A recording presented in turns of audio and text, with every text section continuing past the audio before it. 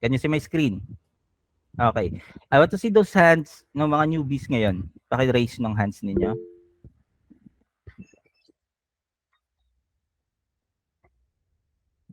Margie, Di Guzman, hindi ka na newbie ah.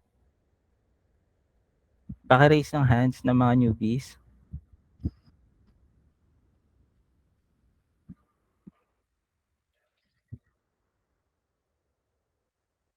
Okay guys, we will have a tab or we have a tab for the crowd today to work on. Okay?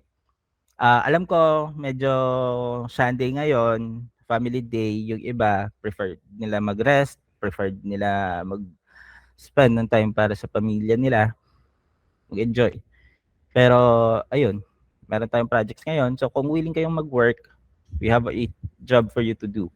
So we have tab 2227. It is a quick nature project.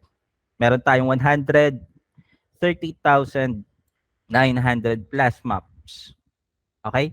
So yung gagamitin nating account dito is hindi yung labeler account or hindi yung checker account. We will use filter account. Okay? Sundan nyo. First, you have to know kung ano yung tab na tatrabahuin nyo. Kasi filter account yung gagamitin natin dito. And the tab would be tab 2227. How to open your filter account? First, open your Ginger software. Click agree. Tapos, i-type niyo yun dyan, yung filter account niyo na ibibigay mamaya or i-release nila ni Sir AJ or kung na-release na rin naman sa inyo, i-open nyo yun. So, open muna tayo ng filter ko.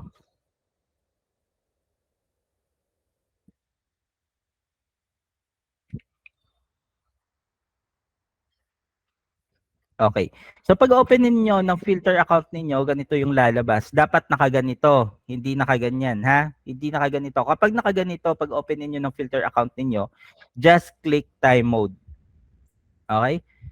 And as you can see, pag open niyo ng filter account niyo, hindi siya kagaya ng labeler account na diretso siya na nag-open yung software niyo. Dito, kailangan niyo muna i-set yung software niyo. Kahit hindi po kayo naka-verify sa tab na to, makaka-pull kayo no.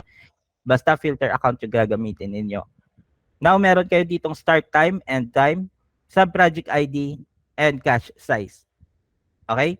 Yung sub-project ID natin, ilalagay natin dyan kung anong tab yung open ngayon na filter site. So, that would be tab 2227. Dapat ilagay ninyo 2227. Kung hindi kayo makakapull or kung hindi, maling tab, mapupull nyo, hindi kayo mababayaran. Cache size, yung cache size na yan yung kung ilan yung pre-downloaded task ninyo sa software ninyo. Okay? Kasi dito mabilisan trabaho sa filter side. Okay? You only have at least 16 seconds per task, 16, 20 seconds per task. Seconds, hindi minutes, hindi hours. Seconds. Yung cache size natin, kung ilan yung pre-downloaded task natin, kung ilan yung pwedeng i-stack natin na task sa ID natin kasi nga mabilisan to, so dapat tuloy-tuloy yung pag-pull natin.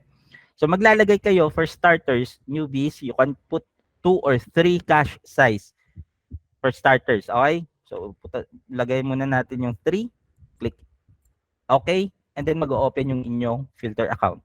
Again, 22, 27, cache size 3. Walang limit sa kung ilang software yung yung ma-open niyo or ilang IDs yung pwede ninyong i-open. Okay?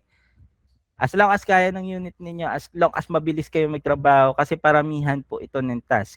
Okay? So walang limit kahit ilang ID pa yung i-open ninyo. Sa mga hindi dyan alam kung paano mag-open ng extra IDs or ng multiple IDs, just click your software lang, your software, open lang ulit kayo.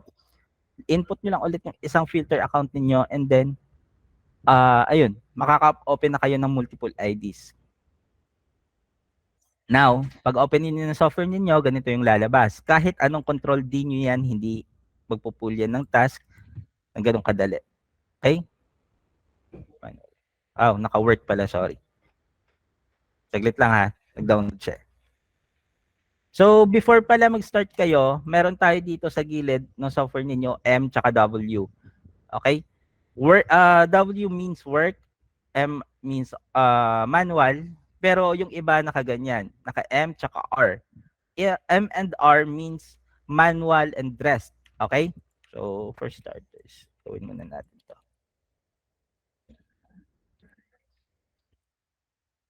Saglit lang, ayusin ko lang. Okay.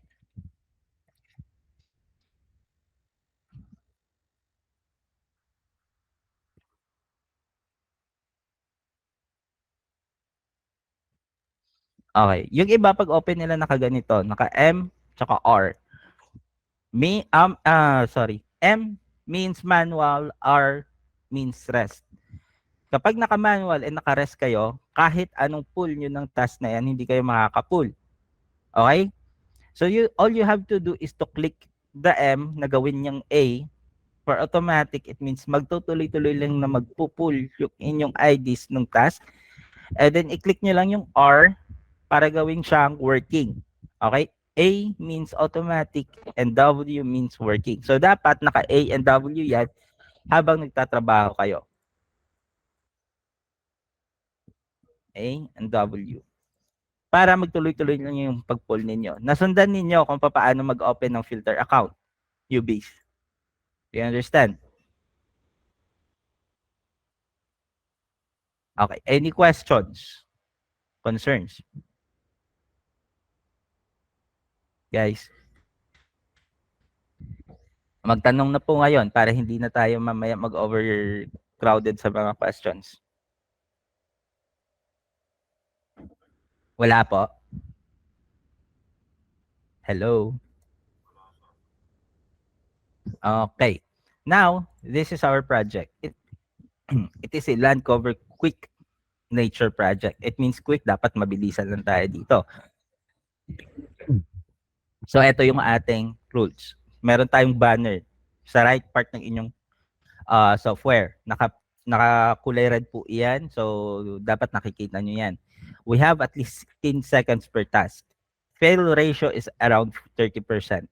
It means pwede kayo mag-fail ng task kahit hindi kayo checkers, labelers lang kayo na nag-filter, you can fail the task as long as feeling nyo hindi nyo kayang ayusin yung task within 15 seconds. Okay?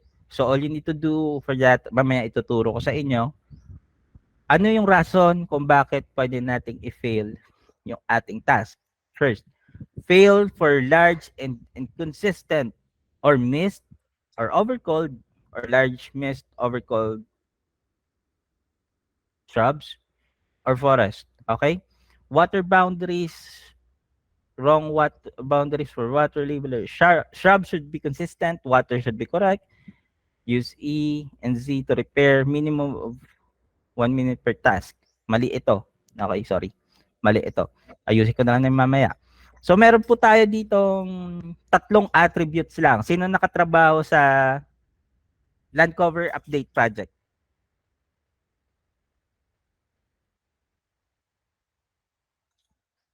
Sino nakatrabaho sa land cover update project? Raise your hands. Okay. 'Di ba sa land cover update project natin, ilan yung ating attributes doon or ilan yung kailangan nating hanapin? 16, sir. 16. 15. Okay, 16 attributes, 15 attributes. Basta marami, 'di ba? Pero dito sa quick nature project natin, yung hahanapin na po natin is tatlo. Yan lang yung mga nature na attributes. That would be water, forest, and then shrub. Okay? For the shrub, guys, meron tayong forest, di ba? So, yung forest natin mataas yun. Malalaki yun. Mga puno. Okay? Puno. Tapos, we have another attributes para sa mga kahoy na yan. That would be shrub. Ano yung pagkakaintindi nyo ng shrub? Sa iba dyan, huwag sumagot yung mga intern nerds. Newbies, pag sinabing shrub, ano yung sa tingin nyo yun? Small trees. Ano pa? Mga ornamental plants. Right? Mga nasa gilid ng mga residential houses. Yung mga bush. Di ba? Hindi sila forest, hindi sila trees, pero belong sila sa ah, pamilya ng mga kahoy. Mas mababa nga lang sila. Mga puno na kalat-kalat na mga maliliit pa. Yes, okay, mga maliliit pa.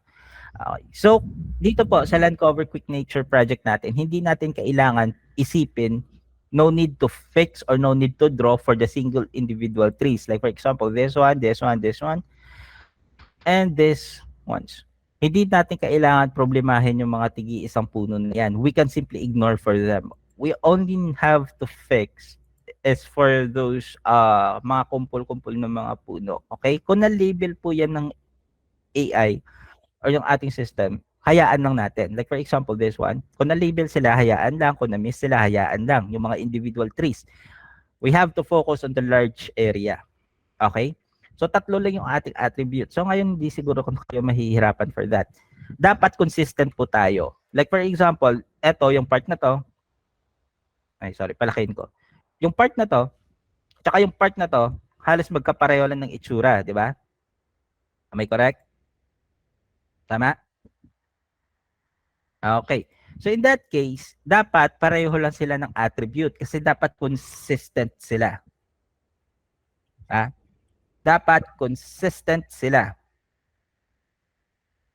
So, dapat pareho yung attribute nila. Hindi dapat magkaiba. Kasi forest naman to, puno naman, forest din naman to, puno din naman yan.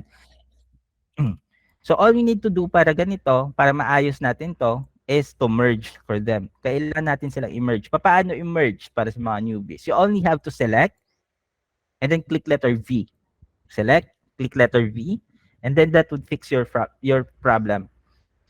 And tignan natin yung mga kulay blue na to. If it is a water, we can ignore for them. Kapag fake waters yan, you can delete them. Now, before you submit your map, you have to click Alt-S. Alt-S po. Para sa mga newbies, you have to click Alt-S and then click Control-T first. Kung walang nag-appear na error dito sa left part ng inyong software, all you need to do is to submit your map. Ganyan nakabilis dito magtrabaho. This one, you only have to check for the fake water. Kung totoo, kung tubig naman talaga siya. Tapos yung forest natin is consistent naman. Pareho naman sila at lahat. Pareho lang naman yung image, pareho lang naman sila ng itsura. So dapat naka-forest lang lang lahat. And now, kung walang problema, submit your map. How to submit your map? Simply click Control A. Okay, pakitandaan po, Control A for the newbies. Okay, this one. Meron tayo dito, yung shrub po natin is parang violet yung color. Trees are green, waters are blue. Okay? So for this map, as you can see, tama ba yung label ng AI? Tingin nyo. Newbies. Newbies ha? Please lang, wag na sumagot yung mga 10 years. Alam ko mga gurang na kayo. Tama ba yung label ng AI for this? Hindi, sir. Okay, bakit? Paano mo nasabing hindi? Wala naman siyang water dun, sir eh. Ignore the waters. Focus muna tayo sa shrub and forest. Same color, sir. Hindi. Ano, sa tingin mo, tama yung shrub or tama yung forest? If ganito yung pagkakalabel. Ha? Tama. Okay, paano mo nasabing tama? Kasi yung neighbor, sir eh. Di ka magbe-base sa neighbor, okay? Kasi yung mga marami tayo ditong neighbor na palpak, tsaka hindi mapagkakatiwalaan. Kapag yung kapitbahay nyo sinunog yung bahay nila, susunugin mo rin ba yung bahay mo?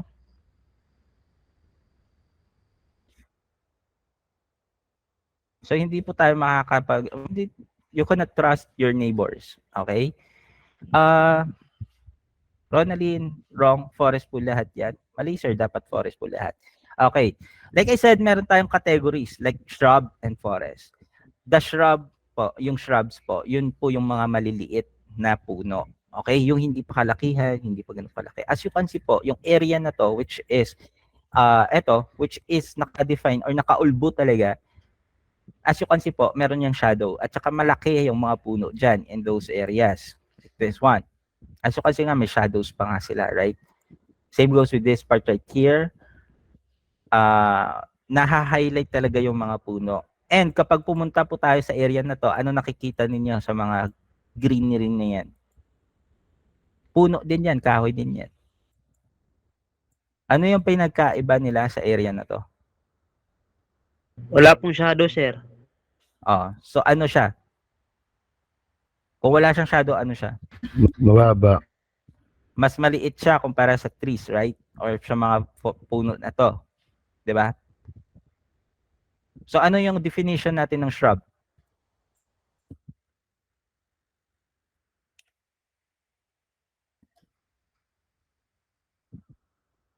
Ito po yung mga shrub natin. Okay? Mostly nakikita yan sa mga gilid-gilid ng mga bahay. Yung mga bush, mga maliliit na puno, mga topiary.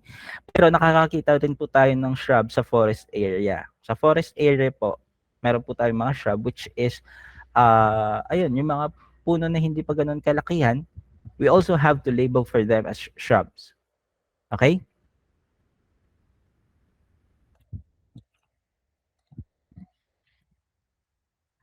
Okay, so sa mga forest po natin, ganito po yung ibig sabihin or ganito po yung mga shrub. Okay, mga ganito lang, parang mga damo-damo lang. And as you can see, hindi siya ganun kalaki compared sa mga trees. So we have to label for them or we have to identify them. Kailangan natin silang i-identify. So do you understand now kung ano yung shrub?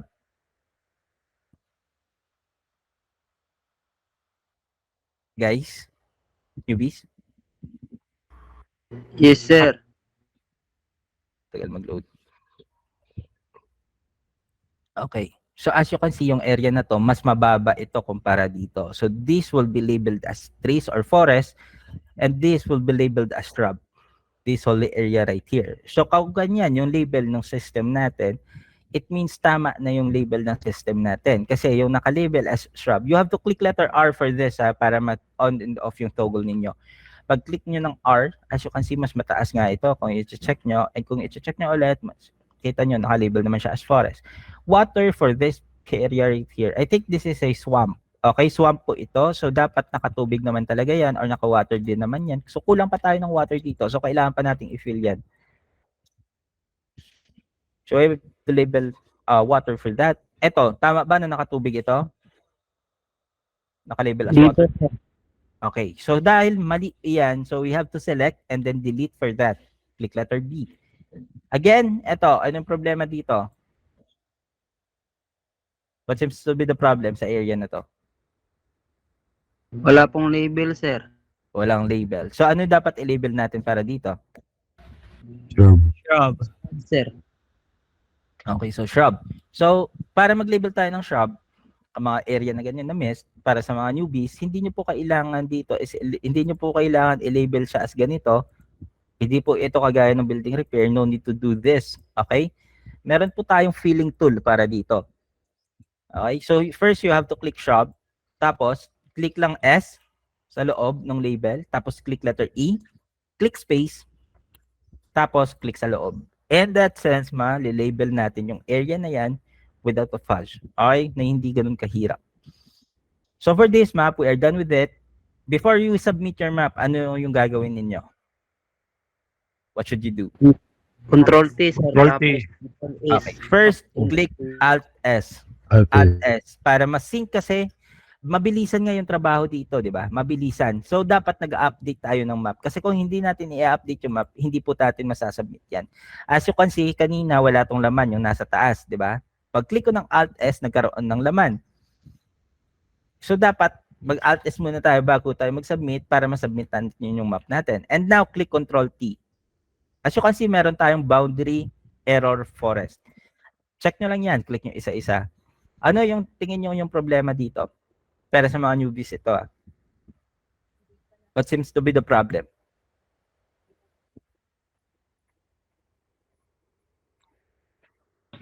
Magkaiba sila, sir, ng ano, boundary. Ha? Ha? Square edges. Huwag Iba ka ng na, label, Warren. sir. Gurang ka na, Warren. Huwag ka na sumagot. Ano yan?